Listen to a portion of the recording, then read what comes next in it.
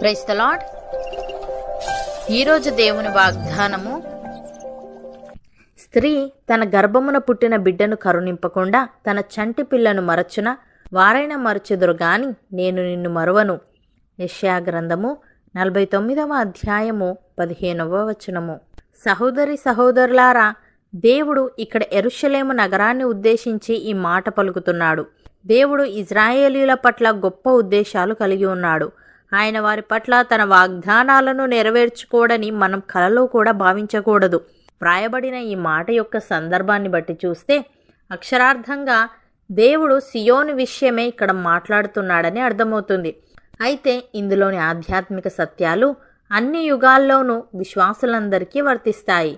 భక్తుడు ఈ విధంగా అంటున్నాడు: తండ్రి తన కుమారుల ఎడల జాలిపడునట్లు యెహోవా తన యందు భయభక్తులు గల వారి ఎడల జాలిపడును. మనము నిర్మింపబడిన రీతి ఆయనకు తెలిసే ఉన్నది. మనము మంటివారమని ఆయన జ్ఞాపకం చేసుకొనుచున్నాడు.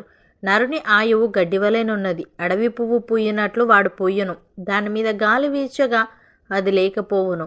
ఆ మీదట దాని చోటు దాన్ని నెరుగదు. ఆయన నిబంధనను గైకొనుచు ఆయన కట్టడలను అనుసరించి నడుచుకుని వారి మీద, యెహోవా యందు భయభక్తులు గల వారి మీద ఆయన కృప యుగయుగములు నిలుచును. ఆయన నీతి వారికి పిల్ల పిల్ల తరమును నిలుచును అని. ప్రియులారా, ఏ భేదమునూ లేదు. అందరూ పాపము చేసి దేవుడు అనుగ్రహించు మహిమను పొందలేకపోతున్నారు. కాబట్టి నమ్మువారు ఆయన కృపచేతనే క్రీస్తు యేసునందలి విమోచనము ద్వారా ఉచితముగా నీతిమంతులని తీర్చబడుచున్నారు.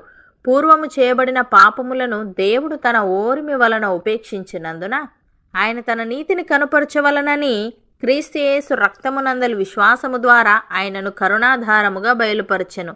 దేవుడిప్పటి కాలమందు తన నీతిని కనబరుచు నిమిత్తము తాను నీతిమంతుడును యేసునందు విశ్వాసము గల వానిని నీతిమంతునిగా తీర్చువాడునై ఉండుటకు ఆయన అలాగు చేసెను. యేసయ్య ఈ విధంగా అంటున్నాడు: తండ్రినైనను తల్లినైనను నాకంటే ఎక్కువగా ప్రేమించేవాడు నాకు పాత్రుడు కాడు. కుమారునినైనను కుమార్తెనైనను నాకంటే ఎక్కువగా ప్రేమించేవాడు నాకు పాత్రుడు కాడు. తన శిలువని ఎత్తుకొని నన్ను వెంబడింపనివాడు నాకు పాత్రుడు కాడు. తన ప్రాణము దక్కించుకొనువాడు దాన్ని పోగొట్టుకొనును గాని నా నిమిత్తము తన ప్రాణము పోగొట్టుకొనువాడు దాన్ని దక్కించుకొనును అని.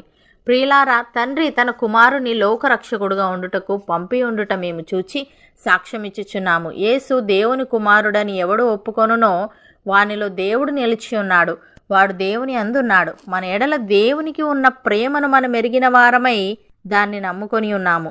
దేవుడు ప్రేమ స్వరూపి అయి ఉన్నాడు. ప్రేమ యందు నిలిచి ఉండువాడు దేవుని యందు నిలిచి ఉన్నాడు, దేవుడు వాని యందు నిలిచి ఉన్నాడు. అపోస్తలుడైన పౌలు గలతీయులకు వ్రాస్తూ ఈ విధంగా అంటున్నాడు: నేను చెప్పునదేమనగా, వారసుడు అన్నిటికీ కర్త అయ్యున్నను బాలుడై ఉన్నంత కాలము అతనికిని దాసునికిని ఏ భేదమునూ లేదు. తండ్రి చేత నిర్ణయింపబడిన దినము వచ్చే వరకు అతడు సంరక్షకుల యొక్కయు గృహ నిర్వాహకుల యొక్కయు అధీనములో ఉండును. అటువలే మనమును బాలురమై ఉన్నప్పుడు లోక సంబంధమైన మూలపాఠములకు లోబడి దాసులమై ఉంటిమి.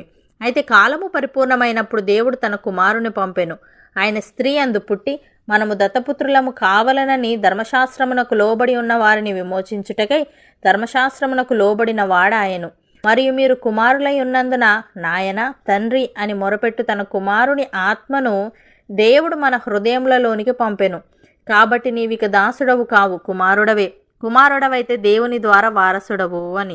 సహోదరి సహోదరులారా, క్రీస్తు యేసునందున్న వారికి ఏ శిక్షా విధియు లేదు. క్రీస్తు యేసునందు జీవమునిచ్చు ఆత్మ యొక్క నియమము పాపమరణముల నియమము నుండి మనలను విడిపించెను. ఎట్లనగా ధర్మశాస్త్రము దేనిని చేయజాలకపోయేనో దాన్ని దేవుడు చేసెను.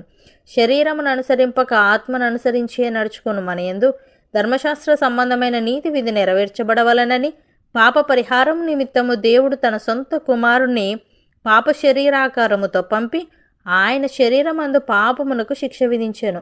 శరీరానుసారులు శరీర విషయముల మీద మనస్సునుంతురు, ఆత్మానుసారులు ఆత్మ విషయముల మీద మనస్సునుంతురు. శరీరానుసారమైన మనస్సు మరణము, ఆత్మానుసారమైన మనస్సు జీవమును సమాధానమునై ఉన్నది. అవును అన్నవారు నాతో పాటు ప్రార్థనలో ఏకీభవించండి. పరిశుద్ధుడా, ప్రేమగల తండ్రి, స్త్రీ తన గర్భమున పుట్టిన బిడ్డను కరుణింపకుండా తన చంటి పిల్లను మరచున, వారైనా మరచుదురు గాని నేను నిన్ను మరవను అని నీవు సెలవిచ్చావు. తండ్రి, నీకు స్తోత్రములు. దేవా, మేము నిర్మింపబడిన రీతి నీకు తెలిసే ఉన్నది. మేము మంటివారమని నీవు జ్ఞాపకం చేసుకొనుచున్నావు. నాయన, మా ఎడల నీకున్న ప్రేమను మేమెరిగిన వారమై దాన్ని నమ్ముకుంటూ నీ ప్రేమలో నిలిచి ఉండేవారముగా ఉండుటకు సహాయము దయచేయమని, శరీరమును అనుసరింపక ఆత్మను అనుసరించే నడుచుకొనుచు ఆత్మానుసారమైన జీవితమును మేము జీవించుటకు కృపచూపమని, నీ ఉద్దేశాలు నీ ఆలోచనలు మా జీవితంలో నెరవేర్చమని యేసుక్రీస్తు నామమున ప్రార్థిస్తున్నాము తండ్రి. ఆమెన్.